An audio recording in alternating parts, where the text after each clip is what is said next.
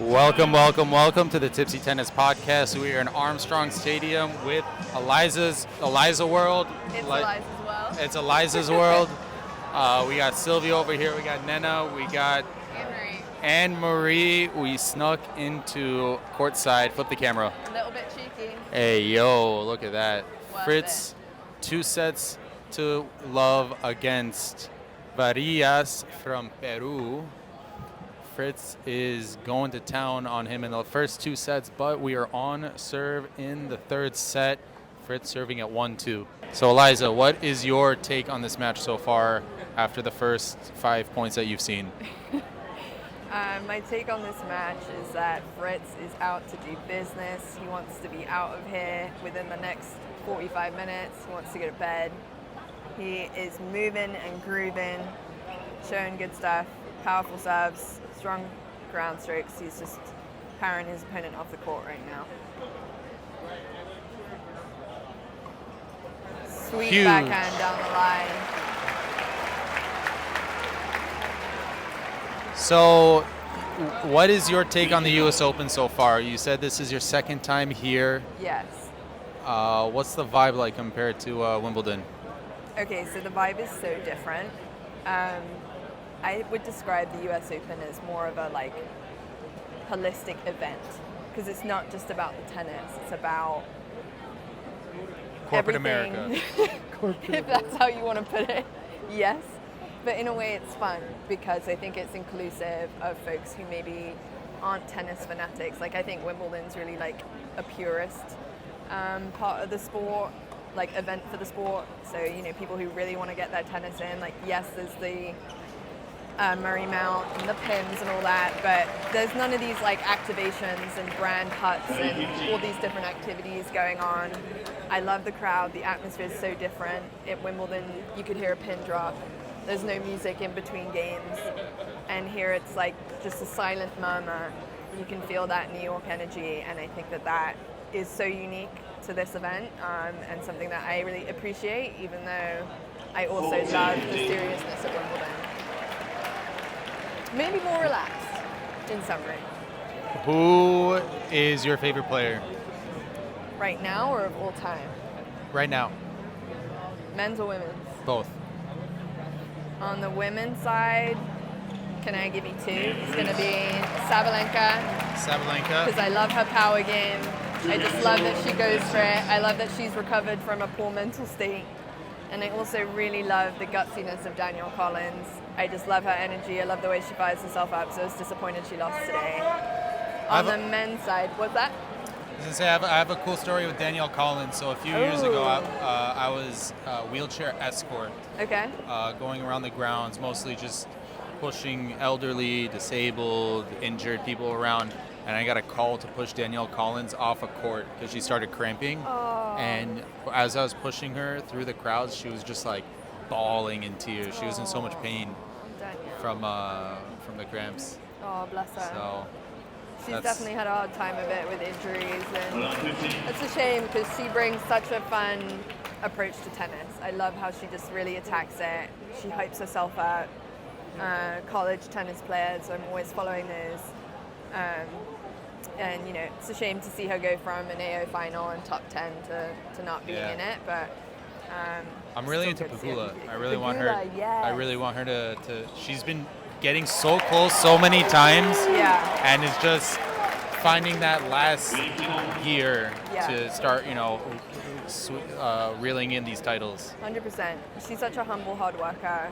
Yeah. I she feel comes from a super, super rich family as well. So her family's billionaires. Exactly. So to have that as your upbringing and still be able to come out here on a tour that travels the world, working as hard as she does. I hear stories about her driving across the country herself to her own tournaments with her dogs. She doesn't seem to give off a kind of entitled attitude of coming from money, and she seems really willing to work for it. And I think she would so deserve a title. And I also love watching her and Coco play doubles together. I think they're such a good team. You saw that today, right? Yes, yeah.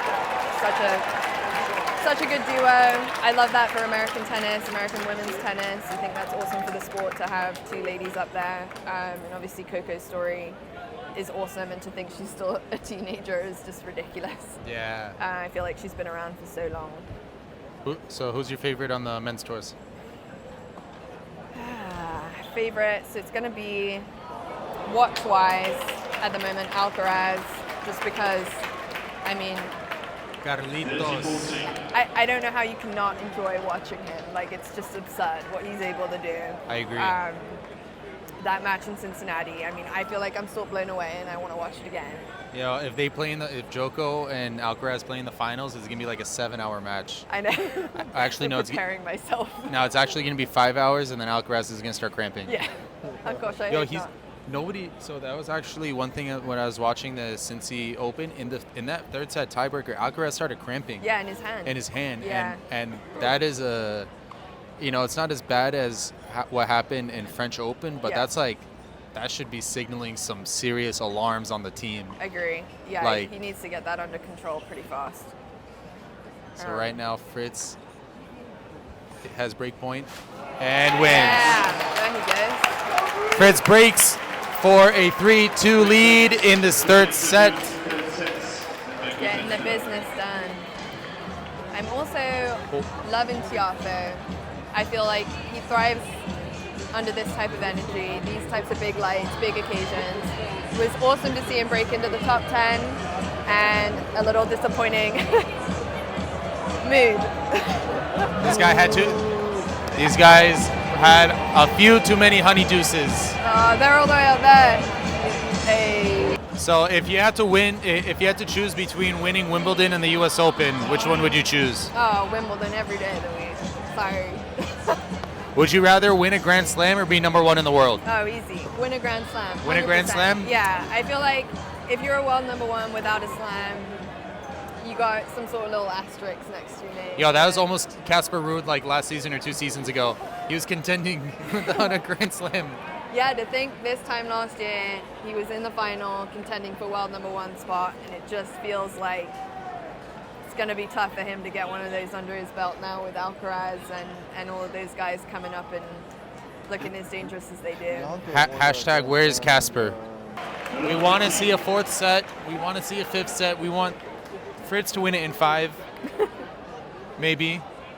Vamos, Juan Pablo. We just want to see the heart of the players come out. One thing that I've noticed this U.S. Open, out of all the other U.S. Opens, the crowd has been so weak.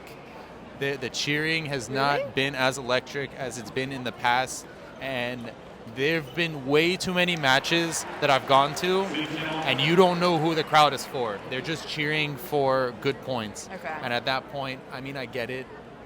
It's for people who don't follow Do you tennis. think it's still a little early, or is that unusual at this stage? No, I remember like they would send like Nishikori out to like the outdoor courts, Okay. and you could not see anything. You'd be able to hear cheers from like across the grounds. Like I'm getting goosebumps thinking about some crazy matches I've been to. Even I think this was 2019. I think it was 2019 when I did the wheelchairs here, and we were on Armstrong, this court, at like some late night match. It was like 1 o'clock. Cilic was playing De Minaur, and Cilic was up 5-0 in the 5th set, and De Minaur pulls it back to 5-5, and this stadium was going insane. It was only half full, but it sounded like it was like a full Arthur Ashe Stadium. Wow. Cilic ended up winning that match 7-5. He got to 5-5 and then was able to pull it through. And then the post-match interview with Cilic was actually kind of funny because everybody was going hard for De Minaur. And then when Cilic won, everybody's like, oh, man. Yeah, they wanted the comeback kid. De Minaur's been having a good season. So one thing I do have to say, I think throwing the balls is so much better than rolling it. Yeah. As for the ball people, it's quicker, it's cooler, first and foremost, and but apparently it's not inclusive. Not everyone can throw that far, you know? What's that? she's a ball girl. Yeah. How many years have you done it? 2. 2 years? Yeah. Wow. How old- I how got old in were you? 3. I pulled out because of an ACL. I was 14, 16 and 18. 14, 16, Yeah. 18. Yeah. And then I came back 2 years as a supervisor, so I was grading the ball kids. Do you have to take off from school Yes. and everybody's cool with it? Yeah, everyone was It's like so it's jealous. Wimbledon? Yeah, and I'm like, come on. Everybody stops? Yeah.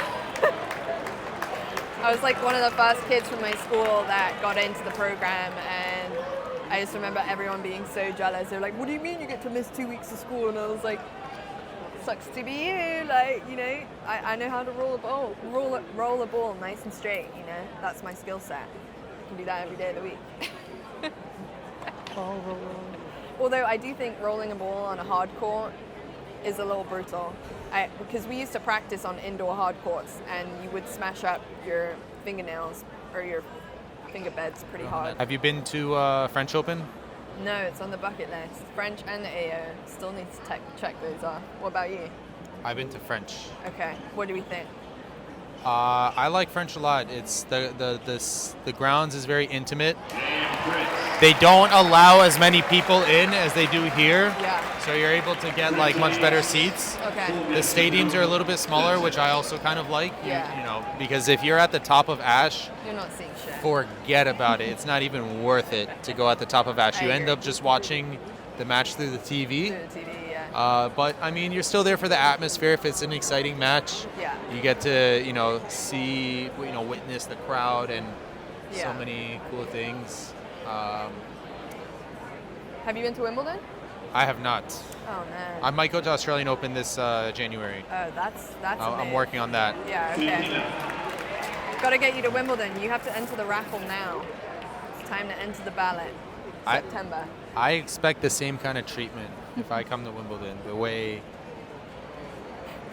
way you got the U.S. Open experience, sneaking over barriers and sitting courtside for Fritz.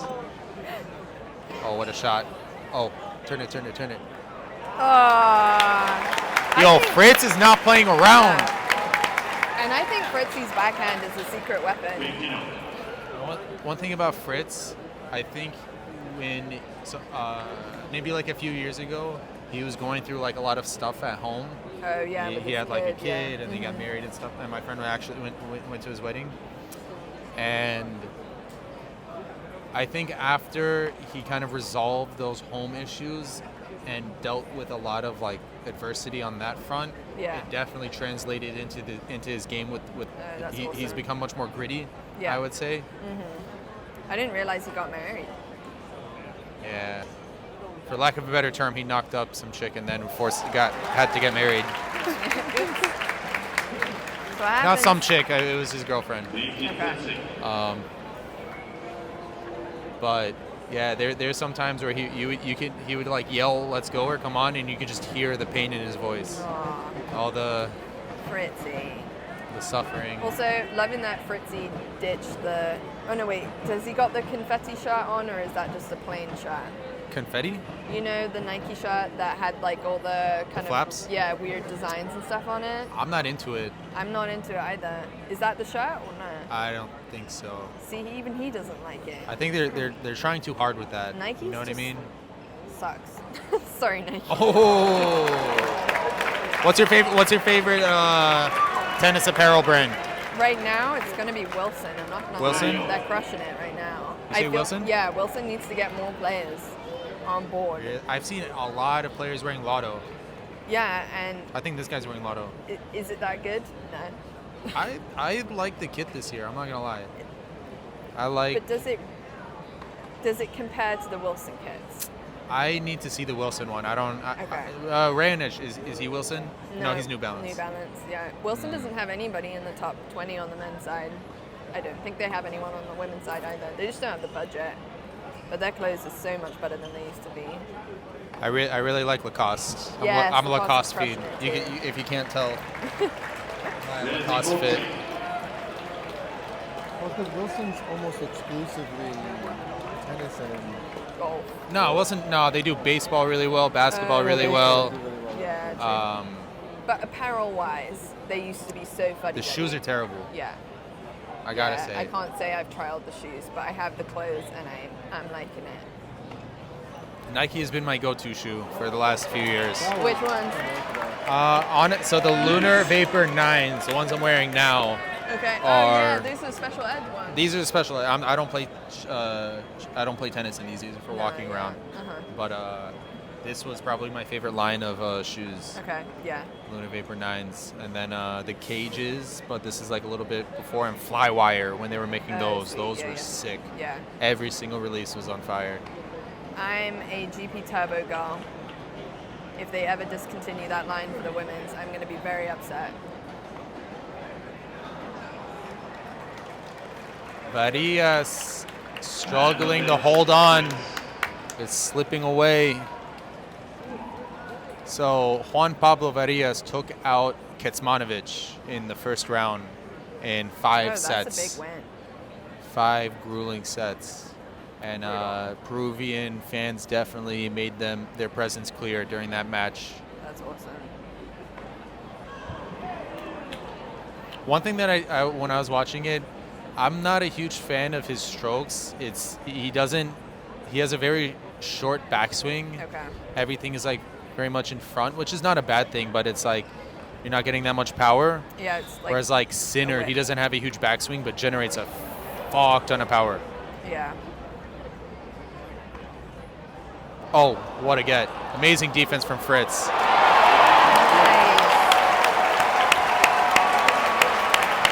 What is your favorite part, Eliza, of watching tennis? Favorite part of watching tennis? I think for me, what intrigues me so much about tennis is the combination of like athleticism, skill, but also like your intelligence, like your strategy, and your ability to like combine all of that under pressure and like not think too much, you know? Okay. Yeah. And I feel like doing all of those things at one time, plus you're out there by yourself, is just so ridiculously hard. I just appreciate that craft. Would you say it's better to be harder on yourself? Or, like, oh, okay, I missed that point. It's fine. I mean, I think in general, like maintaining a positive attitude is a good approach. But then there are some players that need to get themselves riled up and like angry to play well, like Andy Murray being one of them. So I think it just depends on your like personality type and what really fires you up. But I would say that in general, being positive helps me at least. Helps Try not you. to like psych myself out too much. Oh, that's good. No, that's good. I'd be psyching myself out when I play sports. Yeah, I know, I do too. I get really mad. But Too competitive. do you notice now that because you play tennis, do you notice certain habits of players, or what habits do you notice of any of your Yeah. favorite players? Yeah, so like we were talking about Collins, she really talks to herself, and in the third person too. She's like, come on, Danielle, let's go. And I love that, but then there's other players that, you don't really hear a peep out of them. And then all of a sudden, they'll explode. Kind of Djokovic is kind of like that in some ways, where, he doesn't really show too much emotion, and then every once in a while it'll just come out and he'll have a roar, or he'll whip the crowd up, and it's kind of curious to see him come out of his shell in that way, because he's usually all business. So, when his personality comes out, it really does show that tennis players. Ooh, incredible rally between Juan Pablo Varillas and Taylor Fritz. Taylor Fritz now currently has match point. I told you he wanted to be in and out by 11:30. 11:30. He is on track for this mission. That's 11:17. Yeah. Yes, with the Yeah. full moon on his side.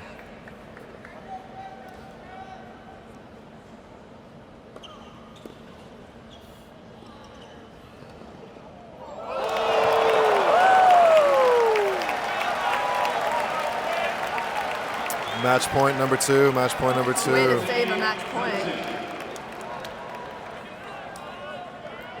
Currently with it's Eliza Wells and Anne Marie.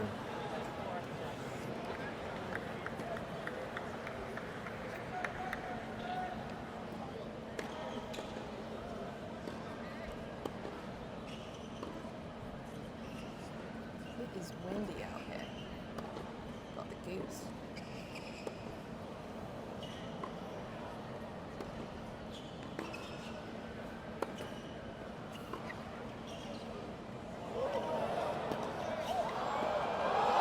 Yeah!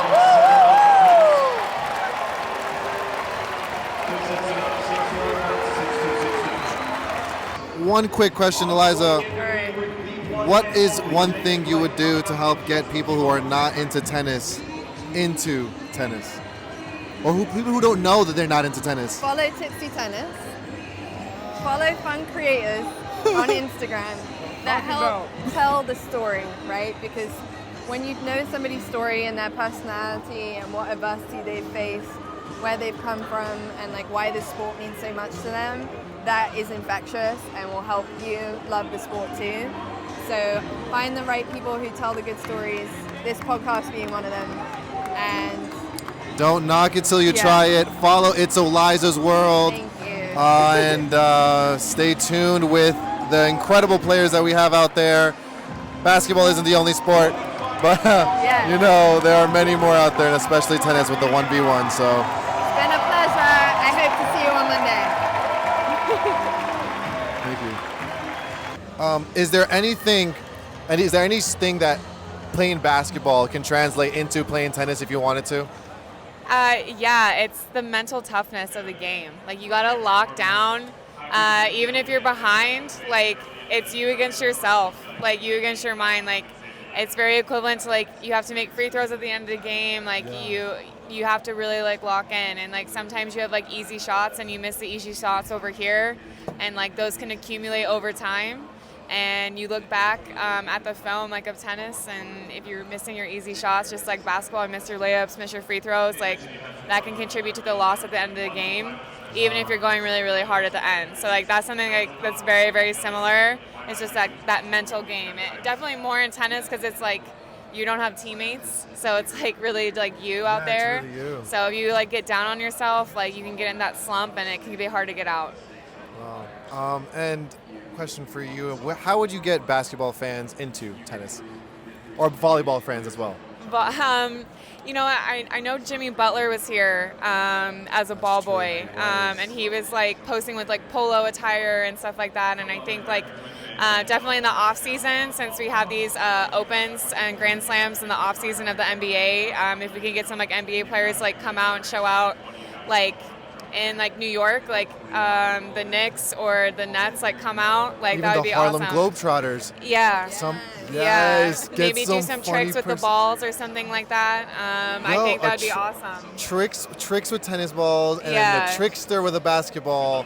So in basketball, there's actually a drill that you can do with a tennis ball where you're dribbling with one hand and you're trying to catch the other ball in the other hand with a tennis ball. And that's something that I had to do a lot when I was training. So you could get someone like the Harlem Globetrotters out here to do tricks with basketballs and tennis balls, and I think that'd be really fun. Thank you so much. What is your name again? Anne-Marie. Anne-Marie.